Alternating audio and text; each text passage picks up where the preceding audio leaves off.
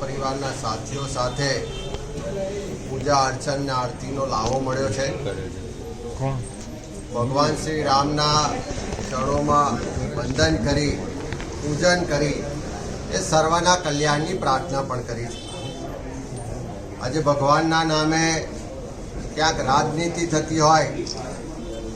પણ ભગવાન રામ સૌના છે અને અમારા સૌના હૃદયમાં ભગવાન રામ માટે એક અનેરું સ્થાન છે, એક અનેરી ભાવના છે, લાગણી છે, એમનો અહોભાવ આખા વિશ્વને છે। એવા સંજોગોમાં ભગવાન રામનું મંદિર, રામજી મંદિર અહીંયા અમદાવાદમાં હોય કે અયોધ્યામાં હોય કે આખા વિશ્વમાં કોઈ પણ ખૂણે હોય એ સૌના માટે પૂજનીય છે અને સૌ પોતાની યથાશક્તિ એના સમય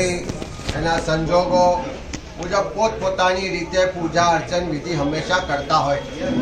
ત્યારે આજે ભગવાન રામને પ્રાર્થના કરી છે કે સર્વનું કલ્યાણ કરે, સૌના જીવનમાં સુખ શાંતિ અને સમૃદ્ધિ બક્ષે અને સૌ સાથે મળી અને આ દેશવાસીઓનું કલ્યાણ થાય, સમગ્ર વિશ્વનું કલ્યાણ થાય એ ભાવના સાથે કામ કરવાની શક્તિ આપે એવી ભગવાન રામ પાસે પ્રાર્થના કરી છે। અમિતભાઈ, પ્રજા માનસમાં એક